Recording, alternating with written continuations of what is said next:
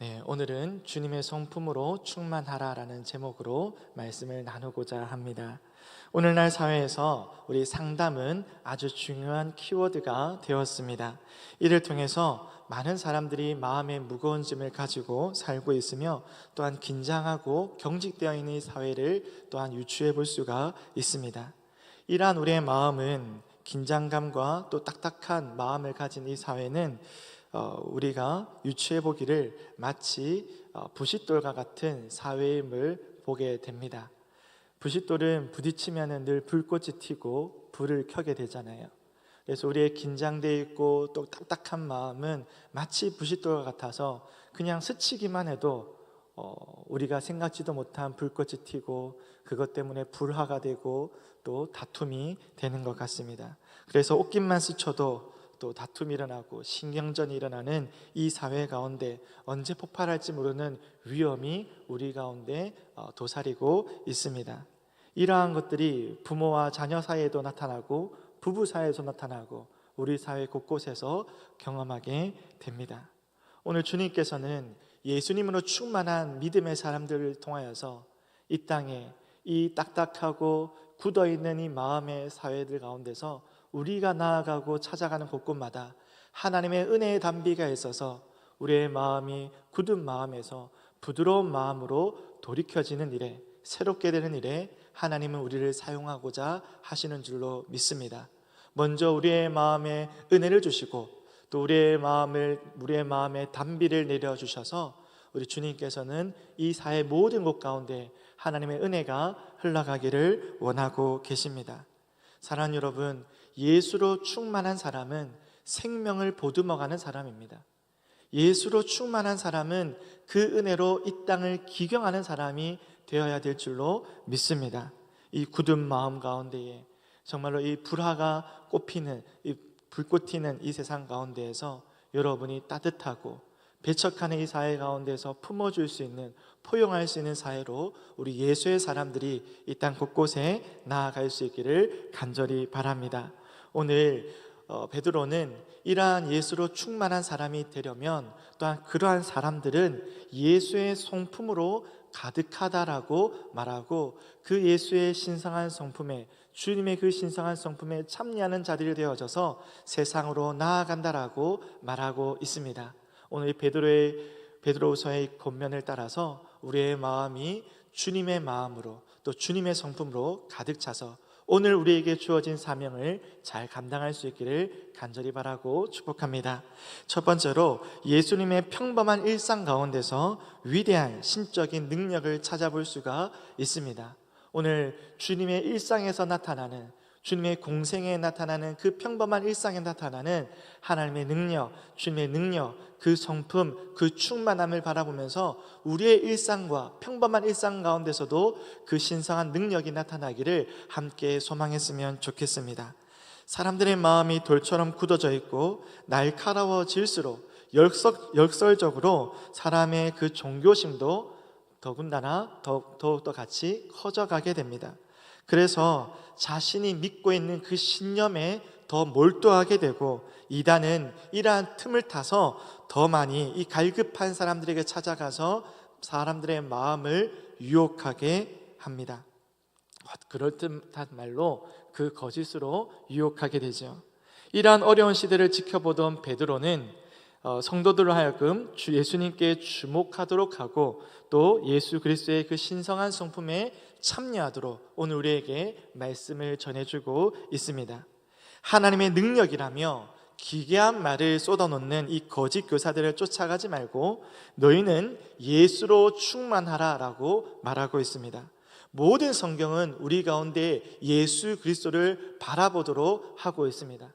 모든 성경은 창세기로부터 계시록까지 예수 그리스도를 주목하고 있습니다. 그분이 우리의 구원자이자 우리의 생명이 되시고 우리의 인도자가 됨을 모든 성경은 우리에게 말씀해주고 있습니다.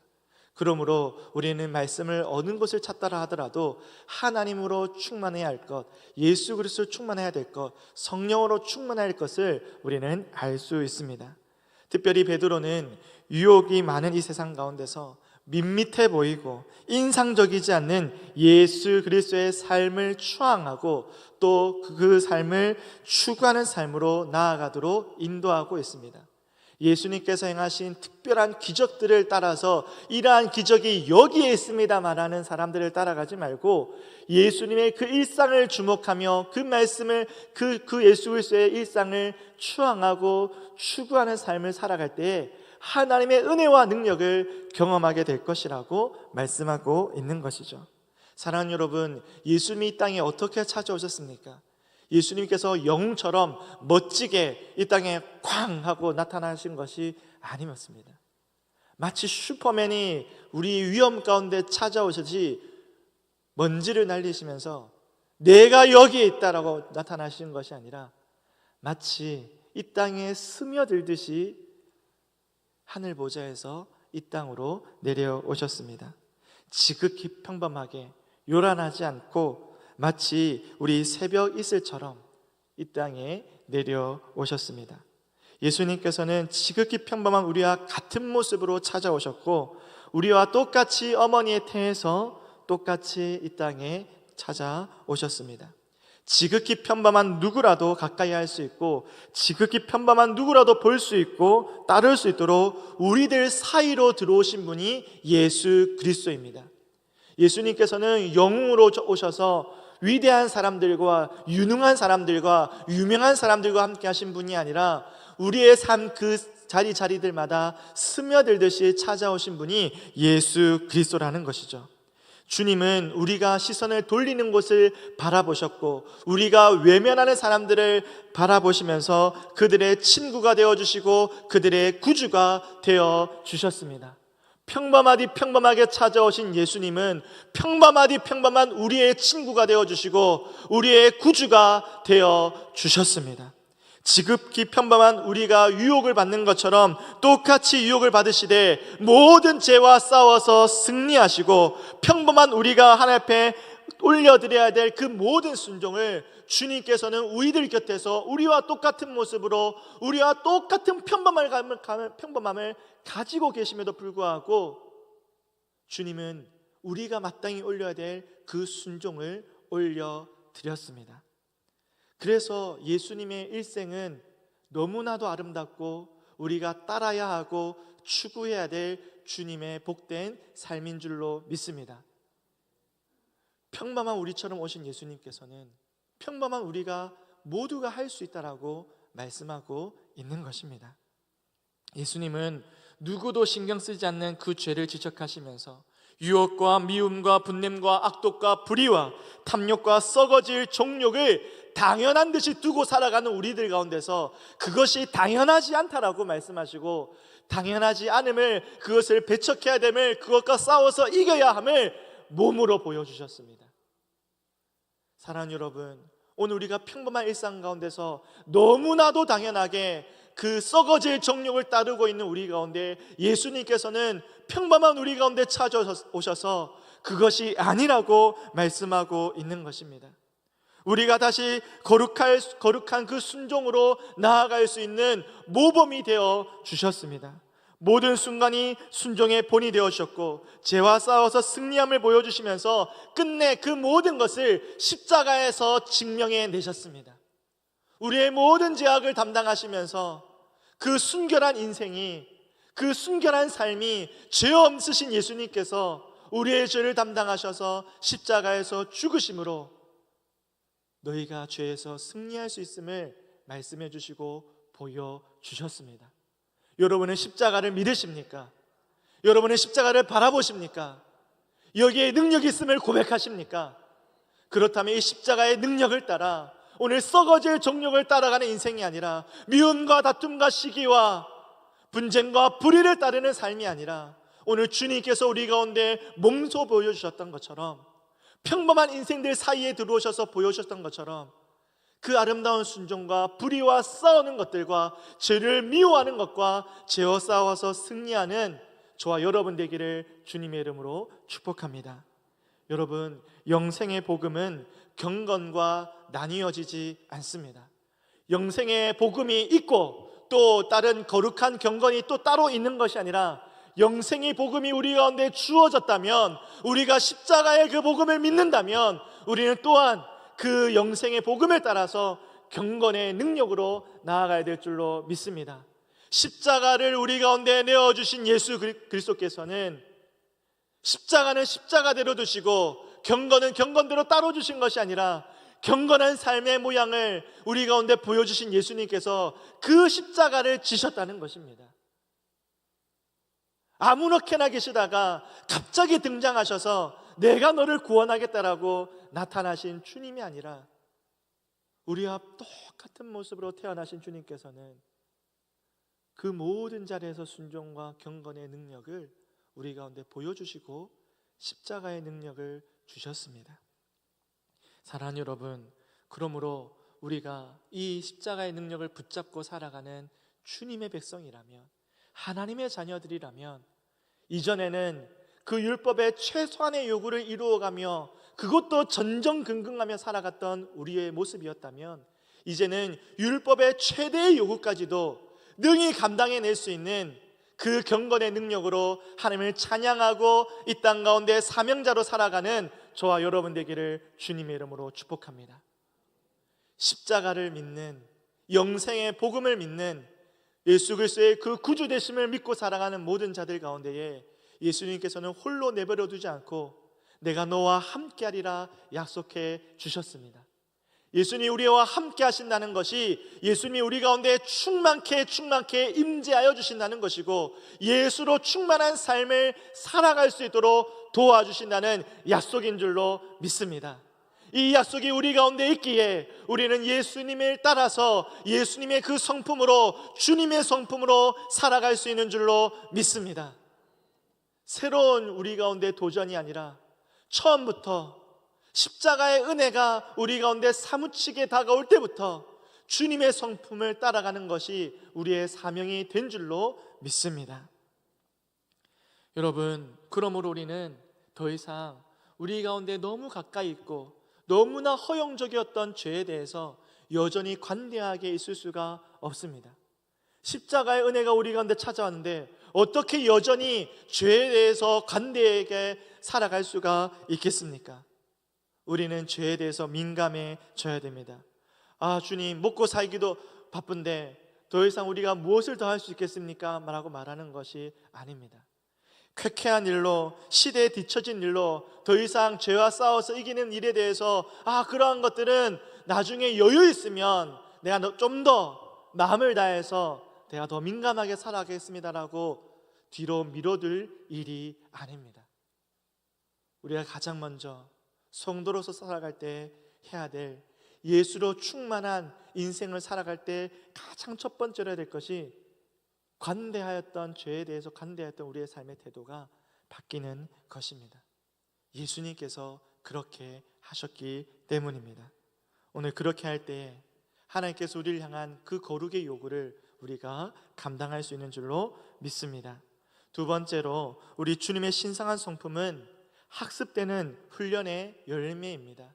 주님은 우리 가운데 당신의 은혜를 주시기를 원하십니다.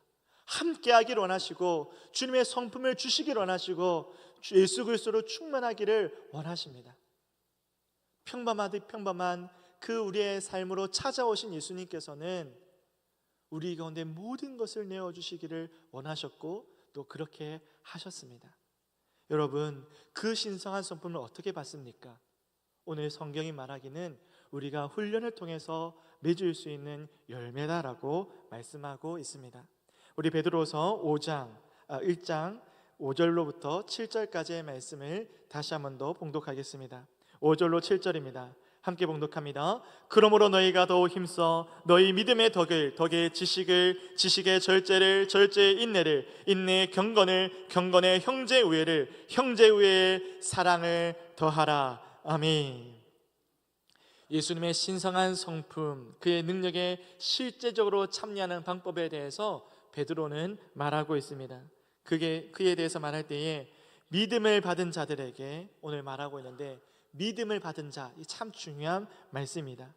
나의 그리스도, 너의 그리스도, 그리고 우리 모두의 그리스도 되시는, 우리의 구주가 되시는 그 은혜와 그 믿음은 모두에게 주어진 보배로운 믿음이고 평등한 믿음임을 알려주고 있습니다. 누구의 믿음은 크기 때문에 할 수 있고 누구의 믿음은 적기 때문에 하기 어려운 것이 아니라 그 보배로운 믿음이 너에게, 그대에게, 모든 사람들에게, 우리 모두에게 공평하게 주어진 보배로운 믿음이라고 말씀하고 있습니다. 목회자에게 주어진 믿음도 보배로운 믿음이고 모든 직분자들에게 주어진 믿음도 보배로운 믿음이고 이제 갓 예수 그리스도 앞에 나와서 새신자로 등록한 그 믿음도 보배로운 믿음이므로 그 누구에게든지 그리스도의 그 신성한 성품에 참여할 수 있음을 말하고 있는 것입니다. 누구든지 그가 어떠한 삶을 살았든, 그가 누구이든, 그가 어떠한 배움의 조건과 과거가 있든, 그가 누구이든 우리에게 주어진 믿음은 다 보배로운 믿음이라고 말씀하고 있습니다. 우리에게 주신 믿음을 주시는 그 주님께서는 그 영광과 덕으로 우리에게 믿음을 주시고 그 믿음을 따라 예수님을 따르는 그 신성한 성품에 참여하는 우리가 되기를 기다리고 계십니다. 사랑하는 여러분, 그래서 이 믿음은 능력이 있습니다. 이 믿음은 예수님의 그 아름다운 덕을 따라할 수 있는 기초가 되어집니다. 그래서 믿음의 덕을이라고 말하고 있습니다. 이 덕은 예수님의 그 선한 행실을, 선한 모습을 따라하는 것입니다.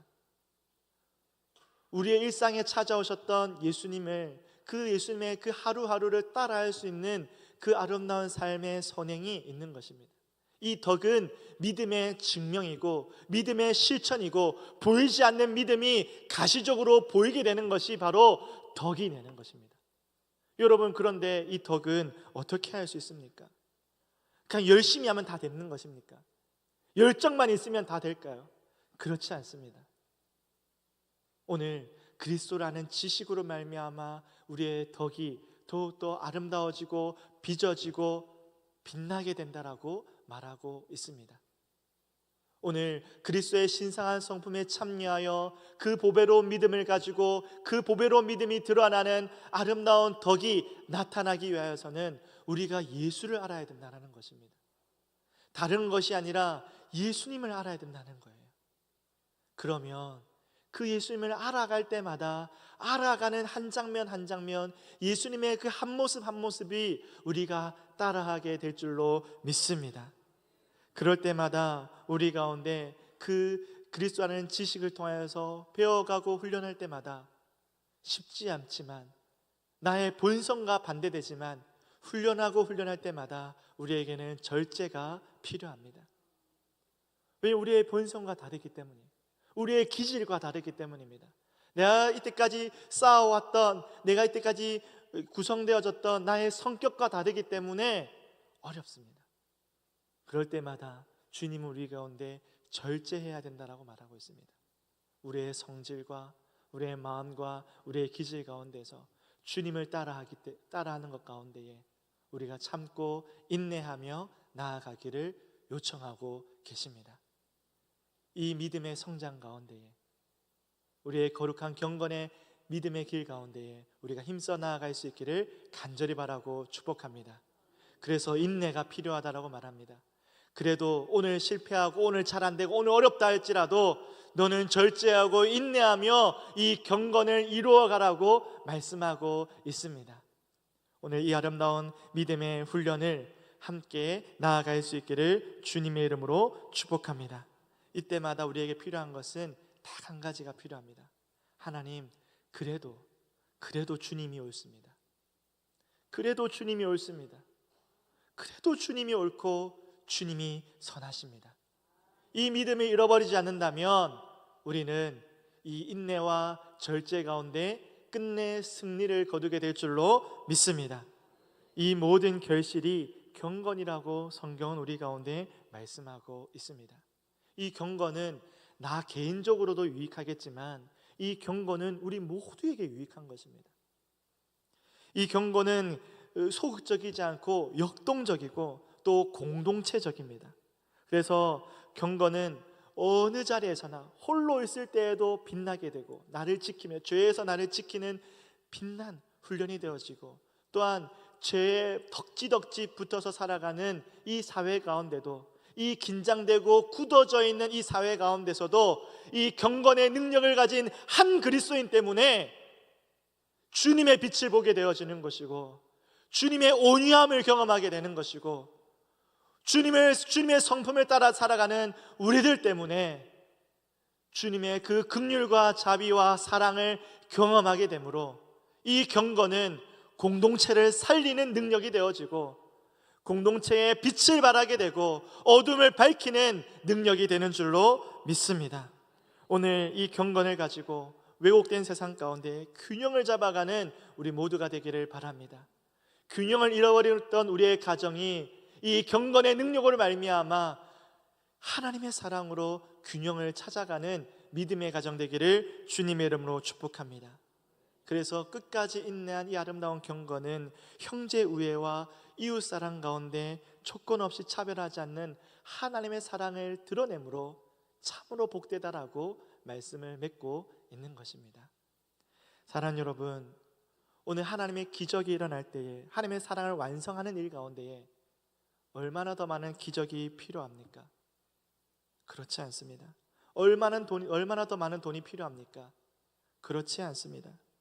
더 많은 사회적 지위가 필요한 것도 아니라 우리에게 가장 중요한 것은 돈도 권력도 더 많은 기적도 아닌 한 신실한 경건의 능력을 갖추어가는 이 훈련의 열매를 맺어가는 하나님의 사랑으로 말미암아 세상이 감당할 수 없는 놀라운 일들이 일어나게 될 줄로 믿습니다.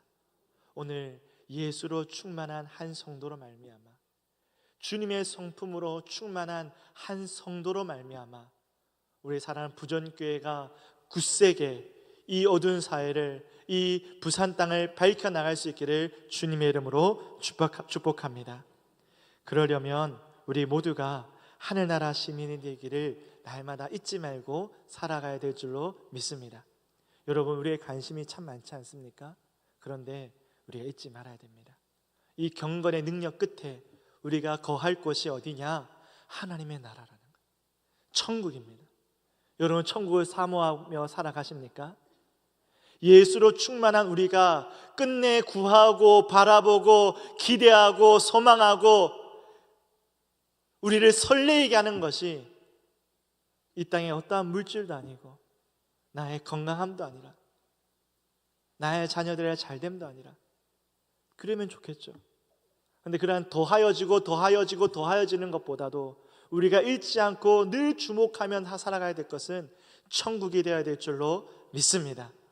예수로 충만한 우리조차도 천국을 부르짖지 않고 예수로 충만한 우리가 하나님의 나라를 기대하지 않는데 그 누가 천국을 사모하며 그 누가 천국을 기대할 수 있겠습니까? 오늘 우리가 예수로 충만한 우리가 그 누구보다 하나님 나라를 설레하고 기대하고 즐거워하며 미소 짓는 우리 모두가 되기를 주님의 이름으로 축복합니다. 말씀을 맺겠습니다. 베드로는 이처럼 예수님의 신성한 성품에 이 참여하는 일에 열매가 필요하고 그 열매가 얼마나 값진지를 말씀해 주고 있습니다. 이 베드로처럼 사도 바울도 우리 가운데 이 신성한 열매에 대해서 말씀하고 있습니다. 갈라디아서 5장 22절로 23절의 말씀입니다. 우리 함께 봉독하겠습니다. 갈라디아서 5장 22절로 23절입니다. 제가 봉독하겠습니다. 오직 성령의 열매는 사랑과 희락과 화평과 오래 참음과 자비와 양선과 충성과 온유와 절제니 이 같은 것을 금지할 법이 없느니라 라고 말씀합니다. 오늘 나의 기질과 나의 성격 그리고 그 어떠한 것들이 있다 할지라도 우리의 모든 기질 가운데, 성격 가운데 주님의 성품이 채워지기를 주님의 이름으로 축복합니다. 그러려면 첫 번째로 게으르지 말고 부단히 열매를 맺어야 됩니다. 오늘 우리가 예수로 충만하며 그 성품에 충만하기 위해서 첫 번째로 결단했으면 좋겠습니다. 예수님을 충만한 그 한 사람은 게으르면 안 됩니다. 게으르지 않고 부단히 열매를 맺어가야 합니다. 오늘 이 열심 가운데 손에 손을 잡고 서로를 격려하며 나아갈 수 있기를 원합니다. 두 번째로 죄에 대해서 관대해서는 안 됩니다. 더 이상 죄에 대해서 관대해서는 안 됩니다. 성령님을 모시고 살아가고 예수로 충만하고자 추구하고 외치고 고백하는 우리가 어떻게 더 이상 계속해서 죄에 대해서 허용적일 수가 있겠습니까? 사랑하는 여러분, 눈 어두운 자가 되지 말고 시험에 넘어지지 말고 예수님께서 시험에서 이기셨던 것처럼 우리도 동일하게 이겨나가기를 원합니다. 무엇으로 이겨나갈 수 있겠습니까? 말씀으로 예수를 그리스도라는 그 지식으로 우리가 승리하게 될 줄로 믿습니다. 마지막으로 택하심을 굳게 지켜나가기를 원합니다. 우리의 삶의 목적은, 우리의 삶의 방향은 오직 한 군데입니다. 어디입니까? 저 천국, 저 하늘나라입니다. 하나님께 나를 택하셔서 부르시고 영원토록 함께 하실 그 아름다운 나라를 잊지 말고 예수 더하여서 무엇을 아니라 예수님과 함께 거할 그 아름다운 나라를 바라보며 이 땅의 나그네의 삶을 그 누구보다 아름답게 성실하게 최선을 다해서 살아가는 예수님의 그 성품을 가진 한 신실한 성도로 오늘 우리의 삶이 채워지기를 주님의 이름으로 축복합니다.